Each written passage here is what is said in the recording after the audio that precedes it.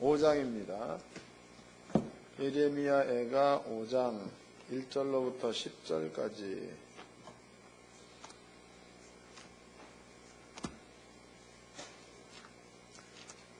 예레미야애가 5장 1절로 10절. 예레미야애가 5장 1절로 10절. 다 같이 한 목소리로 합독하도록 하겠습니다. 시작.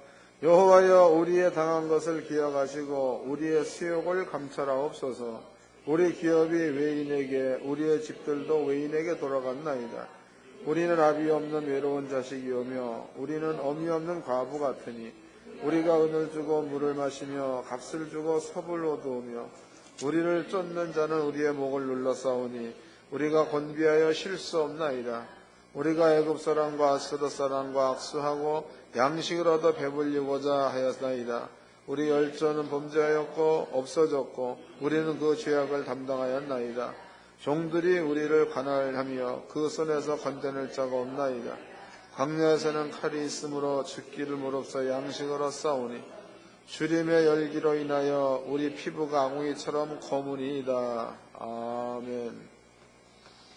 예레미야서 5장, 예레미야애가 5장 1절로부터 10절까지 내용은요, 예레미야가 눈물로 쓴 글이라고, 눈물로 쓴 글. 그래서 애가입니다, 애가.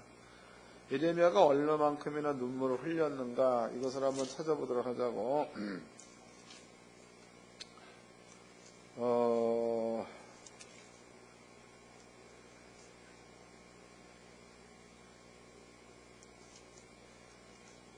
예레미야애가 1장입니다. 예레미야애가 1장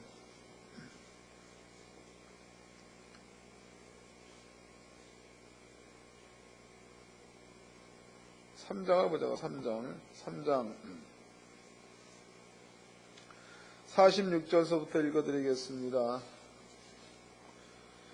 예레미야 3장 46절. 우리의 모든 대적이 우리를 향하여 입을 크게 벌렸나이다. 두려움과 함정과 잔해와 멸망이 우리에게 임하였도다. 처녀 내 백성의 파멸을 인하여 내 눈에 눈물이 시내처럼 흐르도다. 내 눈에 흐르는 눈물이 그치지 아니하고 쉬지 아니함이여. 그랬죠? 그 다음에 또 여호와께서 하늘에 살피시고 돌아보시기를 기다리는도다. 나의 성읍의 모든 여자를 인하여 내 눈이 내 심령을 상하게 하는도다. 무고히 나의 대적이 된 자가 나를 새와 같이 심히 쫓았도다. 그랬죠. 예레미야가 이스라엘 민족에게 임하는 재앙을 보고 얼마나 가슴이 아픈지 눈물이 흐르지 않고 계속 흘렀다라고 기록하고 있죠. 예레미야 애가를 보게 되면 얼마나 많이 울었는가, 눈이 짓물렀다라는 말도 있습니다. 예레미야라는 사람이 너무나 안타까우니까 지금 예레미야 그 뒤에 애가, 예레미야 애가, 그러니까 예레미야가 눈물로 쓴 글이다 그 말이다고. 눈물로 부른 노래다. 그래서 예레미야 애가. 왜 그렇게 예레미야가 눈물을 흘렸는가? 오늘 여러분들은요 증거되는 말씀을 통하여 잘 이해를 좀 하시고 여러분들이 현재 있는 자리에서 돌아서세요. 안 맞으면 돌아서는 자가 복을 땡기는 자야. 근데 안 맞는 줄 알면서도 그 자리에 머물러 있으면 그것은 하나님께서 여러분들이 하라 그랬지 내가 해주마라고 얘기한 말이 별로 없습니다. 하라라고 권면한 데는 가나안 땅이고 내가 해주마 그 얘기는 돌아설 수 없을 만큼 되었을 때에 하나님이 강제적으로 돌려주겠다 그 얘기다고. 그런데 하나님이 강제적으로 돌리는 방법이 70년 포로지요. 맞아? 강제적으로 돌리는 방법이 70년 동안 포로 생활하게 만드는 거다고. 또 하나님이 강제적으로 돌리는 방법이 땅을 갈라가지고 산채로 죽이는 거다고. 그리고 다른 사람이 보고 깨달으라고. 또 하나님이 강제로 돌이키는 방법이 불뱀을 보내가지고 몽땅 죽이는 거죠. 죽는 자를 보고 본 자는 돌아서라 그 말이다고. 그러니까 돌아서라 라고 할 때 돌아서는 자가 복이 있는 자지, 하나님이 내가 돌아서게 하겠다라고 해버리면 끝이야. 여러분들은 지혜로운 자가 돼가지고 돌아서라 할 때 돌아서기를 바랍니다. 그 자가 복이 있는 자입니다. 제가 이제 다큐멘터리를 한번 본 적이 있습니다. 그런데 열대 지방에서 열대어를 우리나라까지 수입을 해 오는 데에 그 나라의 열대 지방의 환경과 물 온도와 이런 것들을 전부 다 그대로 맞춰가지고 배로 따가 운송해서 한 달 정도를 운송해서 우리나라로 데려가 봤더니, 실어 봤더니 열대어가 다 죽었습니다.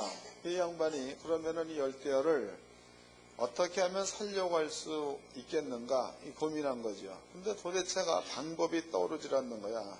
그런데 이제 열대어를 다시 수입해 오려고 샀는데 그 안에 조피볼락이라는 그 육식성 어종이 있습니다. 그 새끼 한 마리가 끼어 들어간 거죠. 근데 열대어는 커도 요만하죠. 근데 그 조피볼락은 새끼 때에도 요만큼 하다 이 말이에요. 근데 요 놈이 그 많은 열대어 속에 한 마리가 들어가 있는데, 신기하게도 그 한 마리가 들어가 있다는 사실을 수입업자는 모르는 겁니다. 근데 한국에 도착해 보았더니 고기가 다 사는 거야.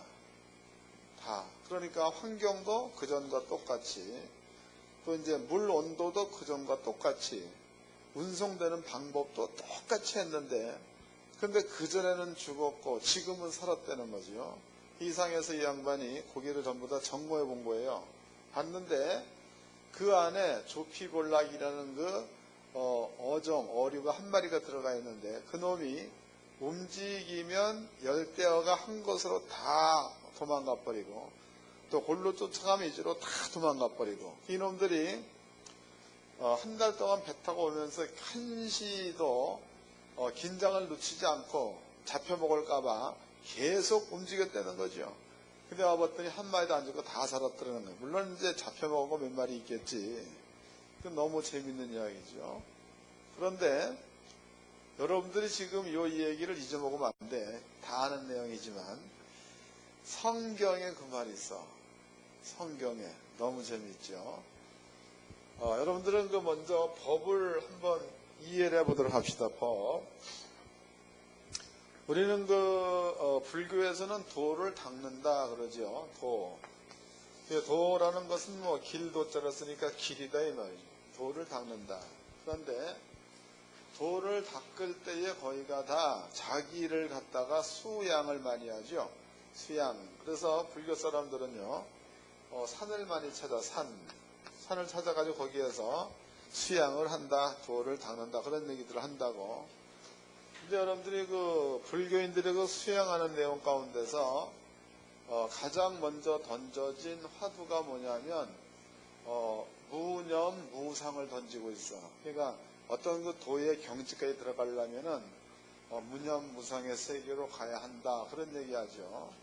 그런데 무념이라는 것은 생각이 없다는 얘기고, 무상이라는 것은 어떤 상을 갖지 말려는 거다고.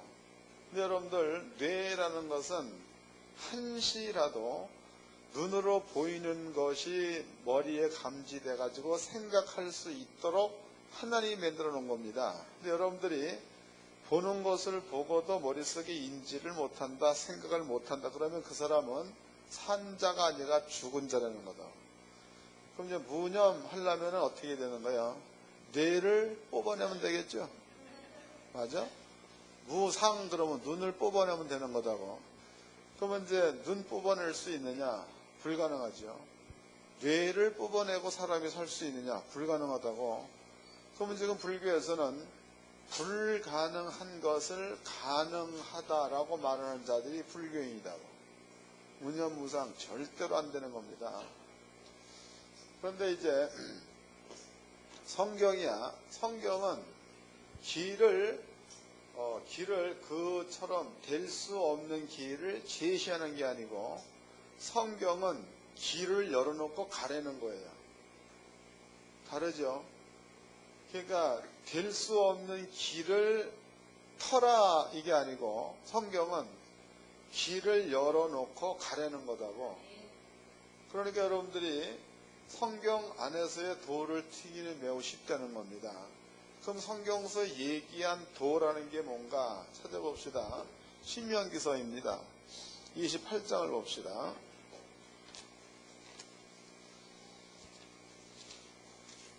잘 깨달아야 돼. 신명기 28장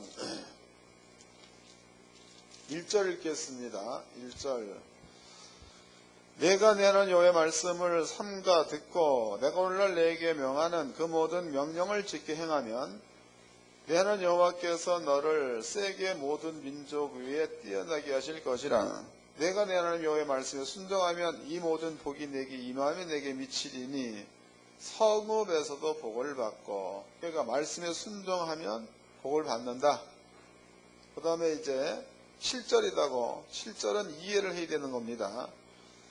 내 대적들이 일어나 너를 치료하면 여호와께서 그들을 내 앞에서 패하게 하시리니 그들이 한 길로 너를 치러 들어왔으나 내 앞에서 7길로 도망하리라. 그러니까 지금 여기 이제 하나님께서 하나님 말씀에 순종 이런 말을 썼죠. 순종하면 그러면은 복이 임한다는 거다고. 복. 근데 여기서 순종이라는 그 말을 이해를 잘 하세요. 순종이라는 것은 여러분들의 마음 가운데에 하나님께서 해놓으신 말씀이 옳다라고 판단되어지면 다른 생각 없이 그 길로 가는 게 순종이에요. 이건 매우 쉬운 말인데 행하려고 들면은 잘 안 돼. 그러니까 내가 한 얘기를 이해를 잘해가지고 생활 가운데 적용시키시기를 바랍니다. 순종이라는 것은 이런 것과 같은 겁니다. 여러분들이 학교 다닐 때 구구단을 다 배웠죠. 그러면 이제 2 곱하기 9는 뭐야? 18이잖아. 근데 2 곱하기 9는 아나를 썼다고 쳐보자고. 그럼 이것은 계산이 돼야 안 돼? 이게 뭐야? 하여튼 그런 것들이라고. 그러니까 구구단이라는 것은 여러분들이 학교 다닐 적에 외워놓은 것들인데 틀림없이 그렇게 되니까 어느 나라에 가건 어느 도시를 가건 어느 상점에 가건 이 방법을 적용시키면은 답이 나와. 답이. 그러니까 여러분들의 마음에 이게 틀림이 없으니까 이런 것들을 얘기해버리면 농담인 줄 안다고. 농담.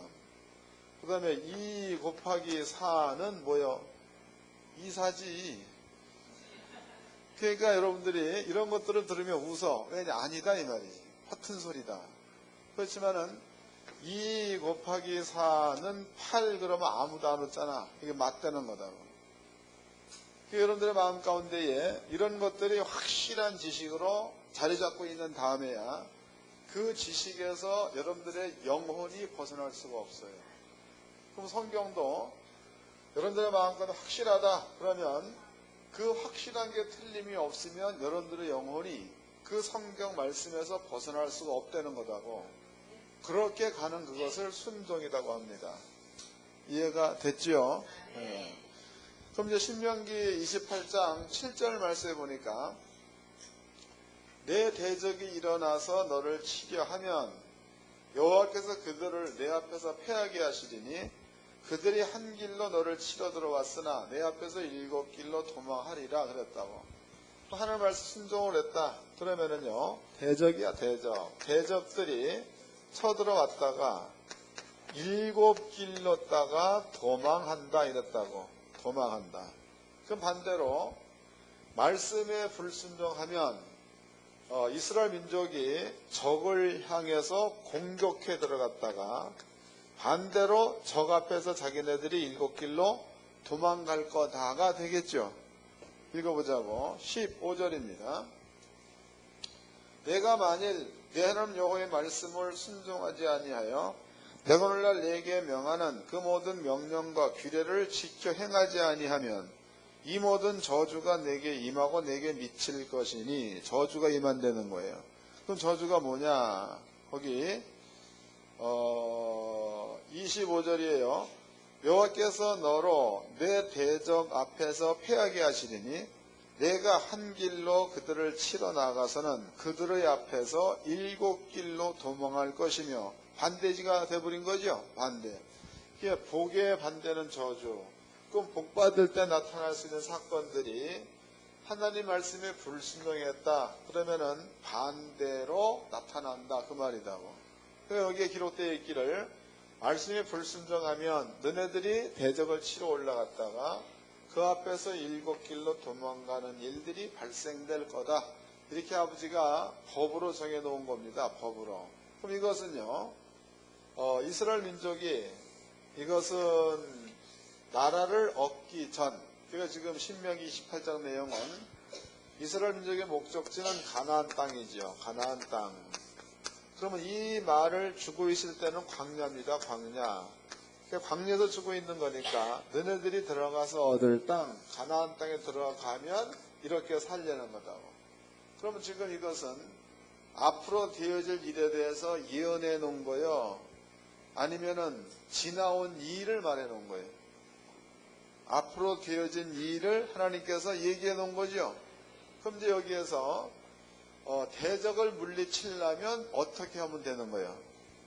하나님 말 순종하면 대적이 떠난다가 되겠죠. 앞에 있는 거에 뒤로 쫓아오는 게 아니다고. 또 나는 남의 집에 종노릇 좀 해야 되겠다. 그럼 어떻게 하면 되는 거예요? 말씀에 불순종하면 남의 집에 종이 되는 거죠. 그러니까 이 성경을 알면 앞길을 본인이 알 수 있어, 없어? 감이 잡히나요? 이제 읽어보자고. 신명기 30장입니다. 신명기 30장 18절서부터 읽겠습니다. 신명기 30장 18절. 내가 오늘날 너희에게 선언하노니 너희가 반드시 망할 것이라. 너희가 요단을 건너가서 얻을 땅에서 너희의 날이 장붙지 못할 것이라. 19절. 내가 오늘날 천지를 불러서 네게 증거를 삼노라. 내가 생명과 사망과 복과 저주를 네 앞에 두었은즉 너와 내 자손이 살기 위하여 생명을 택하고. 그랬으니까 복과 저주를 뒤에 둔다가 아니라 앞에 둔다. 앞에. 그러니까 지금 성경 율법에서는 명확하게 하나님께서 너네들의 앞길을 아버지가 정해놨다는 거야. 그 정해놓은 게 율법에 보니까 순종하면 복을 받고 불순종하면 저주를 받는다 그랬죠. 30장 말씀에서는 내가 생명 그랬다고. 생명, 그 다음에 사망, 그 다음에 복과, 그 다음에 저주 그랬죠. 내가 생명과 사망과 복과 저주를 네 앞에 두었다. 앞에 두었다는 겁니다. 그러니까 네가 살기 위해서 생명을 택하건 네가 죽기 위해서 사망을 택하건 이것은 네 의사에 달려있다 이 말이다고. 그러니까 앞에 여러분들이 복의 길로 가든지 저주의 길로 가든지 그 내용은 여러분께서 결정만 하면 복을 받을지 저주를 받을지 여러분께 있다는 거죠. 내가 잘못돼서 안 된다 이게 아니에요. 이해가 됐나요? 그 누굽니까? 그저 빌 게이츠라는 사람을 아나? 모르지? 하여튼 그런 사람이 있다고. 근데 그 양반이 이런 얘기를 했다고 그래. 사람이 가난한 집안에서 태어나서 세상의 출발을 시작할 것은 자기의 의가 아니라는 거예요. 이거는 부모로부터 물려받은 거기 때문에 그대로 된다는 거예요. 그러나 죽을 때 돼서도 가난하게 사는 놈은 그놈 잘못이라는 거야. 성경과 똑같으죠. 그 여러분들이 분명히 아버지가 길을 제시해서 내가 생명과 사망과 복과 저주를 네 앞에 두어 쓴즉 네가 살기 위해서 복을 택하건 네가 죽기 위해서 사망을 택하기 위해서 네 자유다. 그랬으니까 여러분들의 앞길에 어떠한 일들이 준비되어 있다는 지금 내가 어느 자리에 있느냐를 깨달으면 여러분들의 앞길에 무엇이 올 것인가를 알 수 있다는 거죠. 그럼 여러분들이 이제 정해서 가는 길이 생명의 길이 틀림이 없다라고 마음 가운데 믿어지면 마음에 요동함이 없이 그 길로 계속 가면 복은 오다가 마는 거예요. 계속 오는 거예요. 이건 죽을 때까지 오는 거예요. 오다가 끝난다 이게 아니에요. 여러분들의 목숨이 끝나는 그날까지 복이 임하게 되어 있는 거고 그 마지막은 영원한 생명을 여러분들이 얻게 되는 줄로 믿으시길 바랍니다. 요 이야기를 아버지께서 광야에서 했다. 이스라엘 민족이 가나안 땅에 들어가서는 이대로 살면 너네 앞길은 내가 말한 대로 될 거다. 이게 성경입니다. 그러니까 불교가 다른 점이 있다면 불교는 도를 터야 되는 거예요. 도.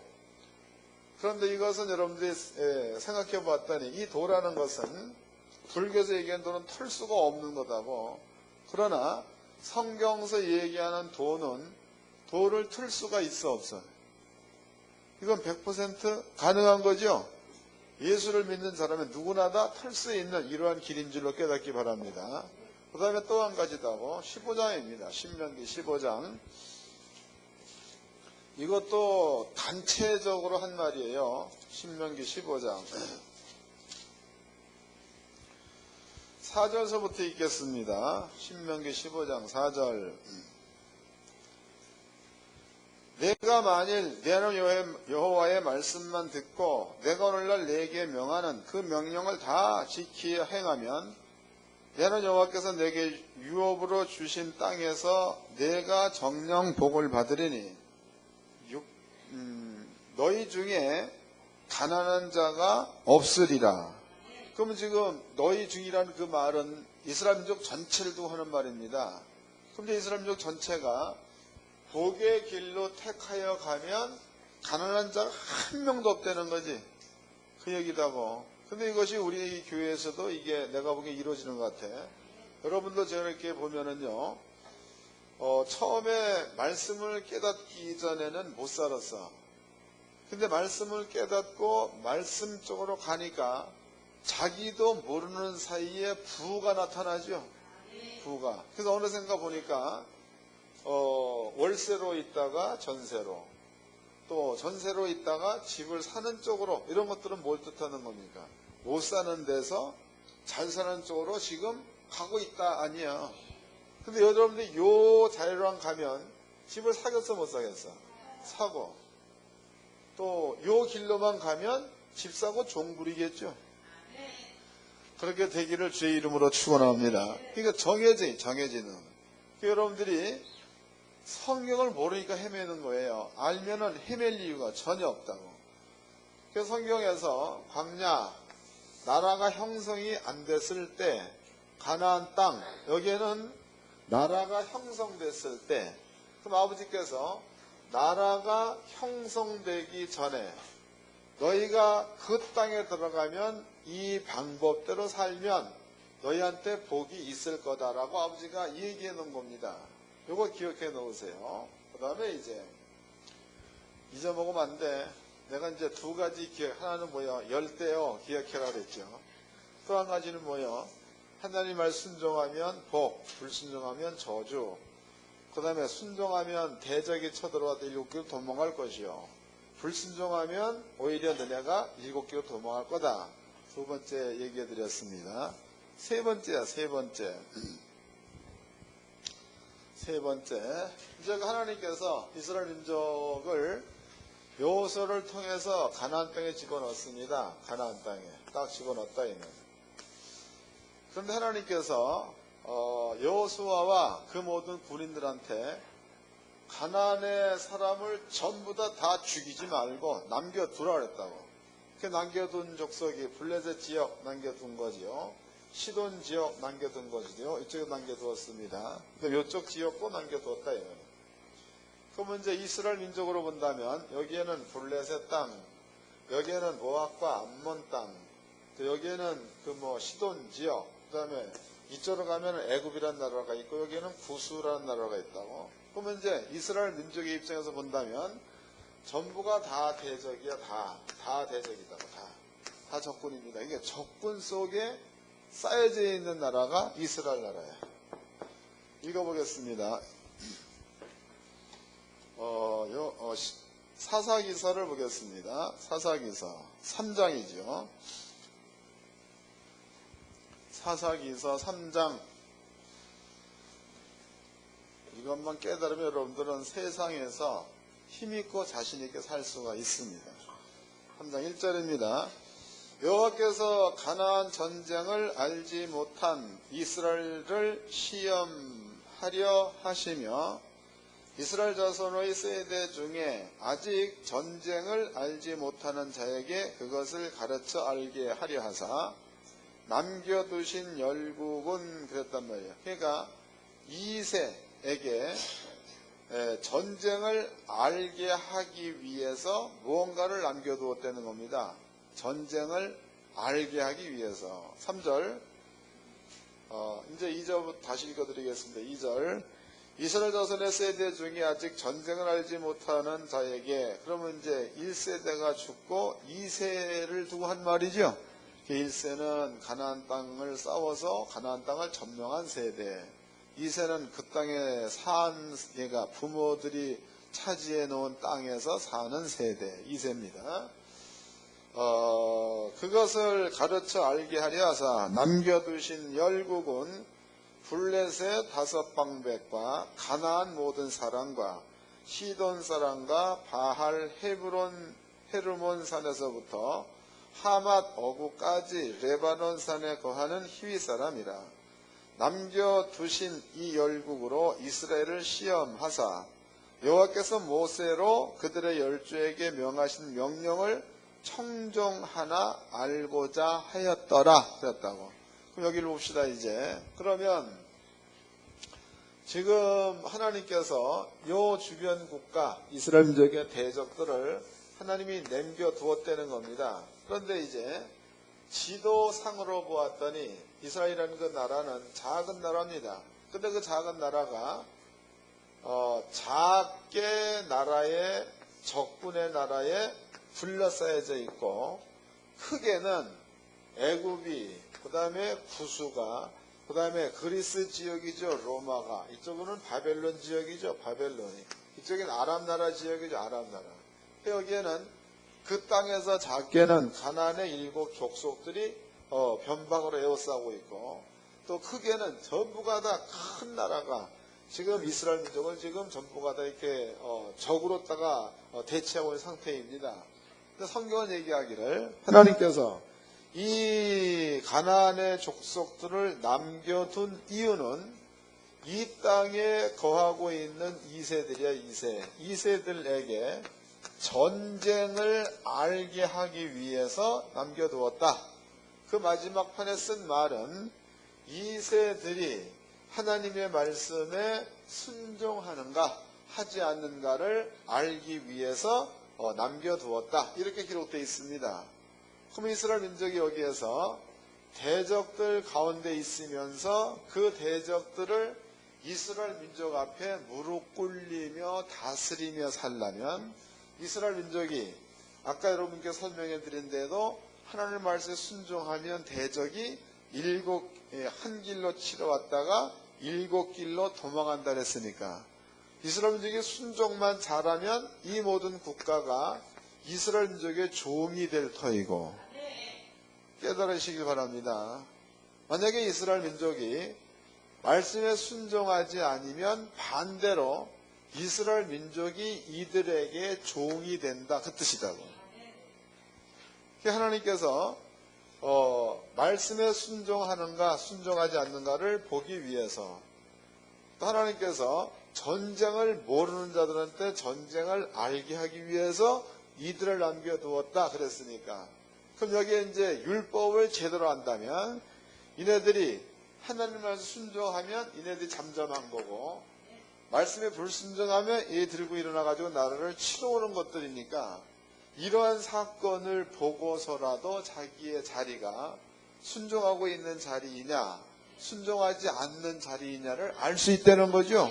그런 것들이다. 그때그때마다 깨달을 수 있도록 아버지가 뭔가를 제시해 놨다는 겁니다. 그 다음에 이제 사사기 한 군데를 또 봅시다.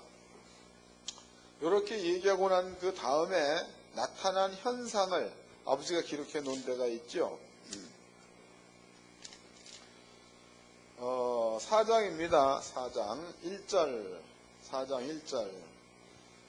에훗이 죽은 후에 이스라엘 자손이 또 여호와 목전에서 악을 행하매 그랬단 말이야. 또 이스라엘 민족이 악을 행하였다. 그 얘기는 말씀에 불순종했다 그 말이죠. 그러면 주변 대적이 이스라엘 민족을 괴롭히러 일어나야 맞겠죠. 예언 가능하죠. 너무 쉬운 거야. 그 성경을 잘 알면 저 사람의 앞길이 어떻게 될 것인가가 보이게 돼 있어요. 읽어드리겠습니다. 2절. 여호와께서 하솔에 도읍한 가나안 왕 야빈의 손에 그들을 파셨는데 그 군대 장관은 이방 하로셋에 거하는 시스라요. 야빈 왕은 철병거 900승이 있어서 20년 동안 이스라엘 자손을 심히 학대한 거로 이스라엘 자손이 여호와께 부르짖었더라라는 그 말은 그네들한테 학대를 받고 하나님께로 돌아섰다 이 말이죠. 그 얘기다고. 그 다음에 보겠다고. 4절. 그때에 랍비도세 아내 여선지 드보라가 이스라엘 사사가 되었는데 그 이스라엘 민족이 부르짖고 돌아섰더니 하나님께서 드보라를 세워가지고 야빈 왕을 전멸시켰다. 이런 뜻이 그 뒤에 기록되어 있습니다. 이해가 된 거예요? 그 내가 여러분께 목소리를 크게 하고 안 떠들어도 마음껏 잘 좀 깨달아 여러분의 생명으로 삼기를 바랍니다. 크게 떠든다고 될 문제가 아니야. 기만 아프지. 잠은 깰 수 있게 잠은. 그냥 이제 옛날에 했는데 싫어 지금은. 살살 얘기할 테니까 정신 차리고 잘 들으세요. 또 넘겨보자고. 넘겨서 6장입니다. 6장. 이스라엘 자손이 또 여호와의 목전에서 악을 행하였으므로 여호와께서 7년 동안 그들을 미디안 손에 붙이시니, 그러니까 하나님 말씀 불순종하니까 미디안이 일어나가지고 이스라엘을 점령했다는 거죠. 그 다음에 또 2절. 미디안의 손이 이스라엘을 이긴지라. 이스라엘 자손이 미디안을 인하여 산에서 구멍과 굴과 산성을 자기를 위해 만들었으며 이스라엘 파종할 때이면 미디안 사람, 아말렉 사람, 동방 사람이 치러 올라와서 진을 치고 가서에 이르도록 토지소산을 멸하여 이스라엘 가운데 식물을 남겨두지 아니하며 양이나 소나 나귀도 남기지 아니하니 이는 그들이 그 짐승과 장막을 가지고 올라와서 메뚜기 떼같이 들어오니 그 사람이 약대가 무수함이라. 그들이 그 땅에 들어와 멸하려 하니 이스라엘이 미디안을 인하여 미약함이 심한지라. 이에 이스라엘 자손이 여호와께 부르짖었더라. 이 참 재밌는 이야기죠. 그럼 지금 여기에서 이스라엘 민족이 농사를 지었습니다. 그런데 농사 짓는 그 상태가 이스라엘 민족이 하나님 말씀에 떠나 있어 악한 상태에서 농사를 지었다 이 말이에요. 그 농사를 지어가지고 추수할 때가 되니까 주변 국가가 다 쳐들어와가지고 농사 지은 거 몽땅 다 뺏어가 버리지. 짐승 몽땅 다 뺏어가 버리지. 이게 거지가 된 거죠. 그러니까 이스라엘 민족이 또다시 아버지 앞에 부르짖었다 그 얘기는 주님께로 돌아섰다는 거죠. 그랬더니 아버지께서 여기 이제 다음에 보낸 사람이 기드온을 보낸 거다고 보내가지고 미디안을 몽땅 섬멸시키는 그런 내용들이 기록되어져 있습니다. 그럼 지금 우리가 그 외에도 사사기에서는 전부 다 같은 내용이다고. 그럼 이제 이스라엘 민족이 말씀에 순종하면 주변 국가가 이스라엘 민족의 종이 되고, 반대로 이스라엘 민족이 하나님 말씀에 불순종하면 오히려 이스라엘 민족이 주변 국가를 섬기는 이러한 가운데 처하게 되더라 이 말이에요. 그럼 이런 것들을 통해서 이스라엘 민족은 깨달아야 돼, 못 깨달아야 돼? 깨닫고 한두 번 겪어봤으면 됐지. 그 누목을 조금 겪어가지고 그 길로 계속 가버리면 하나님께서는 강제적으로 돌이키는 것으로 마음을 먹는다고, 아버지가. 그 아버지가 만약에 그 길로 자꾸 가, 그러면 저놈은 내 백성이요, 내 새끼요, 하나님의 생명의 이름이 기록되는 백성이다고. 근데 그놈들이 아버지가 원하는 길로 안 가고 다른 길로 가. 그런데 가다 보니까 돌아갈 수 있는 길을 잃어먹어 버렸어, 이스라엘 민족이. 그때는 스스로 돌이킬 수가 없으니까 아버지가 강제로 돌이켜 세워야 된다는 거예요. 강제적으로. 지금 이런 경우에는, 사사기 같은 경우에는 스스로 돌이킬 수가 있는 길이죠. 여기는. 그러니까 부르짖었더라. 부르짖었더라. 그 말은 돌이켰다 그 말이다고. 근데 만약에 너무 멀리 가가지고 돌아설 수 있는 길을 잃어먹어 버렸어요. 그러면은 민족은 돌아서고 싶어도 돌아설 수 있는 길을 잃어버렸으니까 그때는 하나님이 개입을 해가지고 강제적으로 돌이켜 세워야 된다는 거예요. 강제적으로 돌이켜 세울 때에 나타나는 현상이 죽이는 거예요. 깨달아져요? 이제 애가를 보자고. 본문이다고. 예레미야 애가 5장입니다.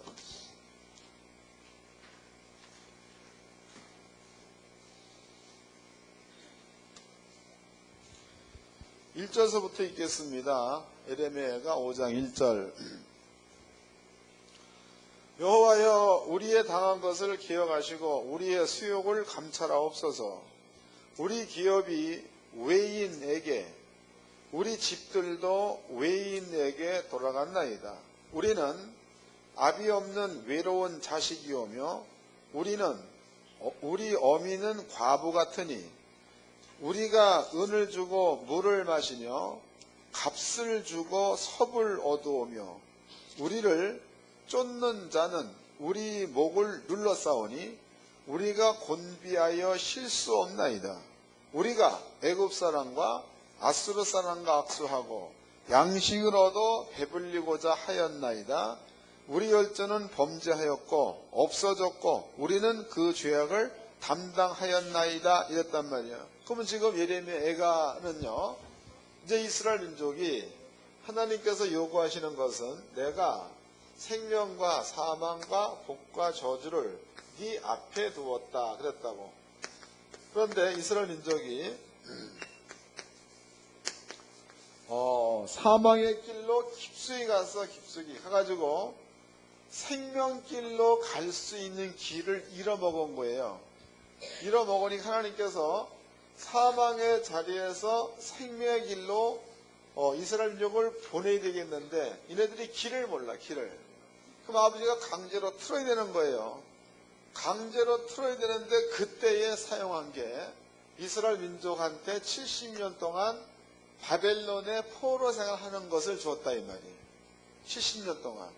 근데 여기에서 70년 동안 포로 생활하는 도중이다고, 갈 때야 시초야. 그때에 하나님께서 대적이야 대적 가운데서 바벨론 왕, 아까 그림을 그려드렸죠. 바벨론 왕 느부갓네살을 보내가지고 이스라엘 민족을 점령했습니다. 그리고 그 나라야 예루살렘 성 안에서 왕이 보는 앞에서 왕자들을 몽땅 죽였죠. 여러분들 엄마 아픈 것보다도 자식 아픈 게 가슴이 더 아프잖아. 아버지가 보는 앞에서 아들을 몽땅 죽였고, 그 다음에 귀인들이, 그러니까 왕의 신하들이 보는 앞에서 왕의 두 눈을 뽑았고, 그 다음에 백성들이 보는 앞에서 양손에다가 착고로 채워가지고 끌고 가는 일을 겪었죠. 또 여러분들이 그 바벨론으로 가가지고 이스라엘 민족이 느부갓네살 왕이 세워놓은 신상에다가 절하지 않으면 풀무불 가운데 집어넣는다는 얘기도 있죠. 다니엘서에. 이런 일들을 겪게 했다 이 말이에요. 이런 일들을. 이런 것들을 70년 동안 겪고 난 그 다음에 찾은 게 생명의 길이야. 아버지께서 강제로 돌이킬 때에 나타나는 현상은 절망이다고. 물론 그 뒤에는 소망이 있는 거예요. 생명이 있는 거다고. 근데 여러분들이 신약시대에 와가지고 분명코 하나님께서 말씀하시기를 돌아서는 길이다고 길을 얘기할 적에 예수가 원래는 부유한 자다. 그런데 우리를 위해서 가난하게 사셨다 그랬죠. 때문에 너네들은 이 사실을 인정만 해버리면 너희는 부유하게 살 수 있다. 이런 얘기를 해놓으신 겁니다. 그럼 여러분들이 먼저 이 사실이 마음 가운데 100% 믿어지는 믿음을 가지고 그 다음에 계명이죠. 계명을 지키세요. 제1계명은 다른 신을 내게 있지 말라. 지키세요. 2계명 형상 만들지 말고 절하지 말라. 지키세요. 3계명 여호와 이름을 망령되 일컬지 말아라. 지키세요. 4계명 안식일을 기억하여 거룩히 지켜라. 지키시라고. 5계명 부모를 공경하라. 부모 공경하세요. 그 다음에 살인하지 말라, 거짓말하지 말라, 간음하지 말라, 내 의의 물건을 탐내지 말라. 이런 모든 것들을 지키라 이 말이에요. 그럼 여러분들이 첫 번째 요 사실을 믿고 두 번째 계명 지키는 일을 하라고. 그러면 계명 지킨 일을 하다가 계명 가운데서 살인하지 말라. 근데 살인을 했어. 그러면 죄가 되는 거겠죠. 그때의 그 살인했던 모든 것들을 예수님의 십자가 위에 올라갔다는 사실을 믿으라고. 어려워 쉬워? 너무 쉬운 겁니다. 그러니까 여러분들이 예수가 우리 죄를 가져갔다는 건 믿고 그거는 생활 가운데 늘 믿어야 될 부분이에요. 자백을 하지 마라. 자백이라는 것은 내가 사람 죽였나이다. 그러고 또 죽이면 이건 아니야. 자백하지 말고 예수가 내가 사람 죽인 것에 대한 죄의 값을 예수가 십자가에서 치루었다는 사실을 믿으시라고. 그걸 믿고 두 번째 부요하신 자로서 우리를 위해서 가난하게 되시면 우리를 부요케 하려 하심이라. 여러분들은 100% 지금 없어도 나는 부자다라는 믿음을 갖기를 바랍니다. 그 다음에 이제 계명이야. 아버지가 준 계명. 이 계명을 지키는 삶을 사세요. 그러면 여러분들은 여러분들의 앞에 생명과 복이 여러분들 앞에 놓여 있는 거니까 생명과 복이 여러분들 삶 가운데는 꼭 나타나게 돼 있는 줄로 믿으시기 바랍니다. 그러니까 여러분들의 길을 제시를 분명히 했습니다. 그럼 여러분들이 어디로 가야 될 것인가를 알았어. 그럼 여러분들 이 길로 가야 맞는 거죠? 이 길로 가야. 그게 맞는 거다고. 근데 고집 부리고 이 길로 갔어 계속. 그런데 이 길로 가게 되어지면은 가는 것까지는 좋은데 돌아갈 길을 잊어먹어서 본인 스스로가 돌이킬 수 없을 만큼 되었다 싶을 때에 하나님이 손대버리면 끝장나는 거야. 이 골치 아픕니다. 옛날이야. 아주 오래전이죠. 제가 이제 그 대전서 그 목회를 시작이 바로 전이야. 그때에 어떤 집사님 한 분이 나한테 왔습니다. 와가지고 목사님, 그때는 전도사님 왜요? 자기는 참 복을 받았다는 거야. 그래서 뭔 복을 받았습니까? 그래서 막 울어. 그래서 이제 복 받은 게 감격해서 우는 줄 알았어. 왜 그러냐? 하나님이 내 기도를 너무 잘 들어줘가지고 너무 좋습니다. 이런단 말이에요. 근데 그런 얘기를 하면서 우는 모습을 보니까는 좋기는 하면서도 마음에 괴로움이 있는 거예요. 그래서 집사님 얘기를 해보세요. 그랬더니 그 아들놈이 교회에서 잘 자라난 거야. 그런데 이놈이 이 전자올개를 잘 채야가. 근데 이걸 갖다가 옛날에는 술집에 가면은 룸사롱 안 가봤죠? 나는 가봤어. 쌍팔년도에. 근데 거기 가면은 룸이 이렇게 있으면 거기에 이거 치는 애가 들어오지요. 그럼 그녀들이 친다고. 그 치면 이제 치는 거에 따라서 노래도 부르고, 뭐, 홍대에 울지 마라, 오빠가 있다, 이것도 부르고. 그러고 난 다음에 팁을 줘. 뭐, 10만 원 주고 팁을. 근데 그 팁이 한 달이면 뭐 몇백만 원 되는 거지. 그놈이 거기에 빠져버렸어. 거기서 헤어날 줄을 모르는 겁니다. 진의 엄마가 늘 하는 기도가 하나님, 우리 아들을 하나님의 말씀 쪽으로 좀 돌아서게 해주세요. 그런 기도를 늘 하는 거죠. 근데 이제 이놈은 그 돈에 대한 즐거움, 또 그런 데 가면 좋은 일들이 많잖아. 그 재미있는 일이 너무 많으니까 거기에 빠져 애가 돌아올 줄 모르는 거예요. 지네 엄마는 열심히 기도하고 있고. 그 아버지가 가만히 보니까 이놈은 갈 길을 잊어먹은 놈이야. 아버지가 보기에 갈 길을 잊어먹은 놈이야. 그러니까 하나님께서 이제 강제적으로 돌이킬 때가 된 거죠. 그런데 그 녀석이 이제 낮에는 보통 걔네들 놀잖아. 낮에 지네 업소 건물인가 뭐 2층 여기에다가 칠을 해, 칠. 사다리를 타고 이제 올라가서 칠을 이렇게 했다, 이거. 근데 재수없게도, 사다리가 삐끄덕 하는 바람에 떨어졌어요. 떨어졌으면, 그럼 뭐 젊은 놈들이니까 낙법을 쓰던지, 그럼 한쪽이라도 부서지지. 근데 이놈이 신기하게도 두 다리로 위에서부터 그대로 떨어진 게 그대로. 땅에다 이 충격을 그냥 다 받은 거다. 그래서 척추가 무너앉았죠. 척추. 다리가 전부 다 조각나버렸지. 뼈다오가 한쪽 다리 잘랐어. 그리고 이제 척추가 무너져 앉아버렸으니까 휠체어 탔지. 하반신 마비가 와가지고. 근데 신기하게도 그 병원 내에서 어떤 그 여자아이가 그 아이를 보고 반한 거야. 내가 보면 미친, 하여튼 반했어. 반해가지고 걔랑 결혼했어요. 결혼. 그리고 하반신 마비가 됐으니까 의자가 필요 없잖아. 휠체어 타고 있으면 되는 거니까. 거기 앉아가지고 교회 가서 잘 치고 있어요, 이거. 재밌잖아. 그 지네 엄마 생각에는 돌아온 곳은 좋은 건데, 집에 갈 때도 이러고 가지. 또 뭐 어디 좀 앉으려면은 뭐 그러고 댕기지. 그러니까 엄마가 그거 보면 속이 너무 아픈 거죠. 그러니까 울면서 하는 얘기가 하나님이 내 기도를 너무 잘 들어줘가지고 고맙다는 거. 우리 아들이 결혼했다는 거. 우리 아들이 와서 주님의 전에서 이거 치는 거. 그거 전부 다 감사해서 우는 거예요. 근데 속에는 정상적으로 왔으면 좋았을 껄이 들어가 있는 거지.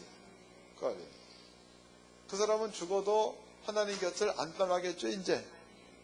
재밌는 얘기 아니에요. 여러분들은 하나님께서 강제적으로 손을 대기 이전에 이미 아버지가 길을 이미 제시를 해놨기 때문에 여러분들은요, 길을 이미 알고 있는 자이니까 가야 될 길로 가면은 되는 거예요. 여기 복의 길이다. 그럼 이 길로 그냥 계속 가면 이것은 복만 있는 길이야. 저주가 개입되는 길이 아니고 그 길은 복만 있는 길이에요. 그러니까 여러분들이 요 길로만 가면 무조건 복이 오게 돼 있습니다. 근데 반대로 여러분들이 몇 번 하다가 아이고 이게 잘 안 되네. 에이, 애굽이 좋다. 그래서 옛날 길로 가버렸어. 사마의 길로. 그럼 이 길은 사망만 있는 길이야. 알겠어요? 조금 잘 되다가 망하고, 망하면 이제 50원어치 망했어. 그럼 빚도 없어. 또 이제 조금 하다가 망했으면 그 다음엔 빚이 생겨. 또 조금 뭔가 될 것 같아서 하다가 또 망했어. 그 다음 빚이 커지죠. 그 다음에 가는 곳이 어디요? 노숙자 갈라나 뭐. 이 길은 저주만 있는 길이니까 가면 갈수록 저주예요. 좋은 일이 생길 수가 없어요. 반대로 믿음을 가지고 이 길로 가면 여기에는 끝없이 가도 끝없이 복이 있는 길이야. 그 아버지가 생명과 사망과 복과 저주를 네 앞에 두어 쓴 듯 그랬단 말이에요. 그 길로 가면 여러분들은 생명과 복을 받게 돼 있다는 거죠. 근데 미련하게도 사람의 머리가 여러분들 아무리 좋아봤자 전지를 넘어설 수는 없는 거 아니에요. 아버지는 전지, 전능. 근데 내가 보기엔 그 머리가 꼭 쥐대가리 같은 요만한 대가리 가지고 머리가 좋아봤자 얼마나 좋을 거며 나빠봤자 얼마나 나쁠 거예요. 이게 전지에다 비교해 본다면 전지야 전지. 만약에 이제 IQ를 뭐 1000이라고 해요. 1000. 좀 더 커요. 만. IQ를 만으로 봅시다. 그럼 사람들이 보통 IQ가 100에서 120 정도 되면은 보통이라고 얘기하죠. 근데 120 넘어가면 뭐 수재, 그 다음에 140 넘어가면 천재 소리 듣잖아. 그런데 140이나 200이 된다 그래도 만 앞에는 애 아니 애가 뭐 이게 예? 하나의 점 같은 것들이라고. 근데 요 머리 가지고 머리 좋다는 거야. 근데 요 놈의 머리가 아버지 보기에는 꼼수만 생각합니다. 아버지 보기에는 지들 보기에는 뭐 잘하는 건데 아버지 보기에는 맨날 주식 같은 대결만 쓰고 있는 거라고. 이 지가 생각해서 그 좋은 머리로 좋다라고 판단되어진 것 같아서 가보면 말씀 바깥에 쪽으로 가고 앉았어. 그러면 지가 보기에는 좋은 머리인데 아버지 보기에는 이게 좋은 머리야 꼴통이야. 이거 완전 꼴통이에요. 반대로 또 이제 이것도 하나의 간증입니다. 옛날에 제가 이제 그 대전서 목회 했을 때에 그때에 이건 지지배야.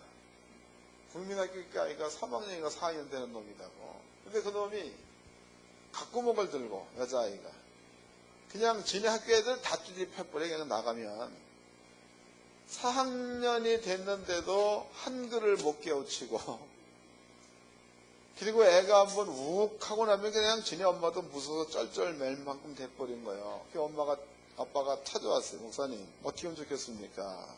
그래서 내가 하는 얘기가 서울대학교 들어가서 최고의 학문을 공부한다고 그래도 거기에는 실패가 있다. 그러나 하나님의 약속의 말씀은 단 한마디만 깨달아서 그 말씀 가운데 머물러서 그 말씀을 이뤄내버리면 그 말씀은 영원히 간다. 그러니까 애가 공부 못하고 애가 성격이 난폭한 것을 탓할 게 아니고 아이의 신령 가운데에 하나님 말씀을 깨달아져서 믿게끔 하는 그 일을 시키도록 해라. 그랬단 말이에요.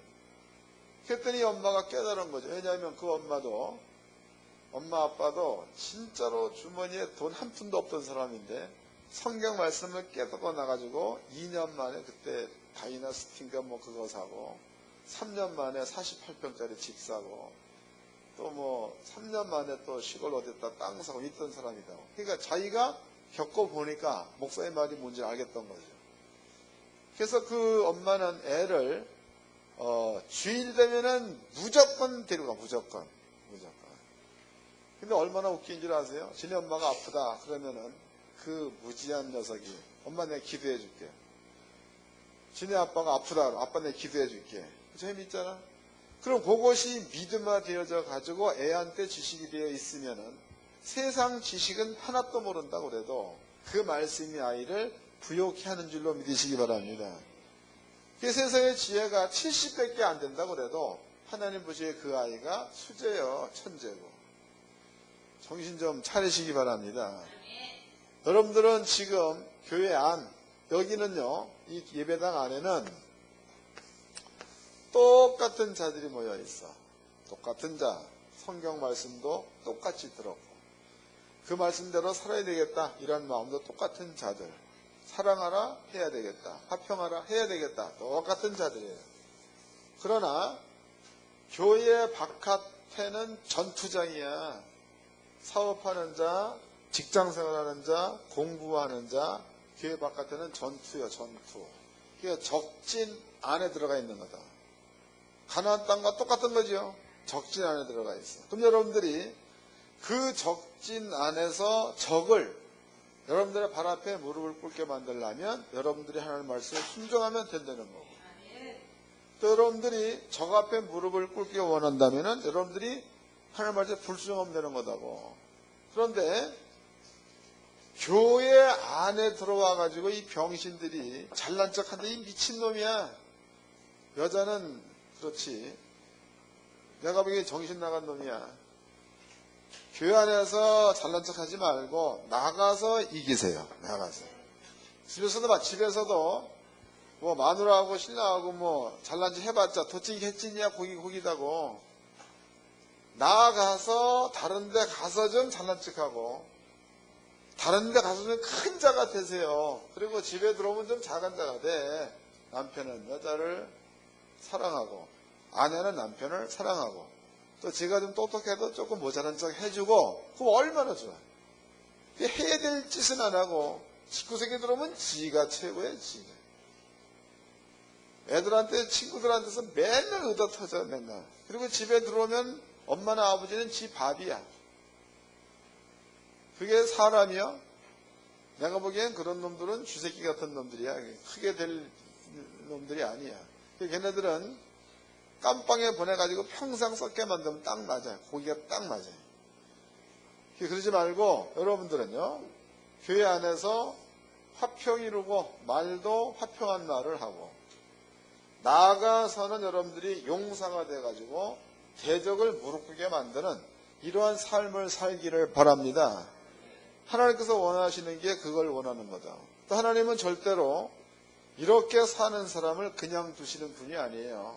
성경에 보니까 내가 네 앞서 뭘 보내는데 천사를 왕벌 보내겠다. 왕벌. 그러니까 믿음 가지고 가면 왕벌 보낸다는 그 말은 네 앞서 가서 네 앞길을 평탄케 하겠다 그 얘기다고. 그게 얼마나 신나는 얘기예요. 우리 하늘교 성도님들은요. 아버지가 대적을 주변에 남겨둔 것은 이스라엘 민족으로 하여금 하나님 말씀을 지키는가 지키지 않는가를 깨닫게 하기 위해서 보게 하기 위해서 남겨두었다 그랬다고. 그럼 여러분들이 믿음을 가지고 세상에 살아. 그럼 아버지 말씀 순종하나 하지 않는가를 보려면은 여러분들의 주변 사람들 여러분들 앞에 순종을 하느냐 여러분들한테 유익을 주느냐 이런 것들이 여러분들 눈에 보인다거나 경험되어지면 내가 말씀대로 간다는 사실을 알 수 있다는 거고 계속적으로 반대만 자꾸 일어나면 뭔가가 여러분께 문제가 있다는 거죠. 그런 것들을 볼 수 있는 영감이 여러분께 있기를 주의 이름으로 축원합니다. 오늘 제목이 너무 쉽잖아. 적 한가운데. 제목도 너무 적 한가운데. 적 한가운데 있는 용사가 되기를 주의 이름으로 축원합니다. 이제 한 군데만 읽어보고 마칩시다.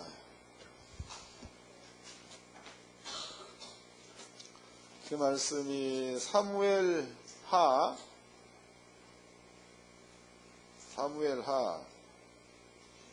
24장을 봅시다.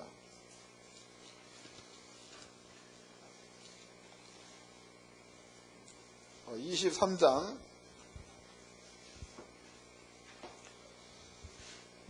여기에 이제 그 다윗의 용사들이 나와요. 다윗의 용사 8절서부터 읽겠습니다. 23장 8절 다윗의 용사들의 이름은 이러하니라. 다그몬 사람 요셉 바세벳이라고도 하고 예센 사람 아디노라 하는 자는 군장의 두목이라. 저가 한때에 몇 명 죽였다는 거예요? 한 명이 800명 죽였다. 그 다음에 9절 그 다음은 아호와 사람 도대의 아들 엘루아살이니 다윗과 함께한 세 용사 중에 하나이라. 블레 사람이 싸우려고 모임에 이스라엘 사람이 물러간지라. 세 용사가 싸움을 도두고 저가 나가서 손이 피곤하여 칼에 붙기까지 블레 사람들을 치니라. 그날에 여호와께서 크게 이기게 하셨으므로 그랬으니까 한 사람이 블렛의 전군을 맞아 싸웠다 이 말이죠. 같이 봐야 돼. 나만 읽으면 안 되고. 10절 다시 읽어보자고. 저가 나가서 손이 피곤하여 칼에 붙기까지 블렛 사람을 치니라. 그날에 여호와께서 크게 이기게 하셨으므로 백성들은 돌아와서 저의 뒤를 따라가며 노력할 뿐이었더라 그랬으니까 한 명이 블렛의 전군을 맞아 싸웠더니 나와 있다고. 왜 그런가? 하나님이 함께해서 이랬잖아요.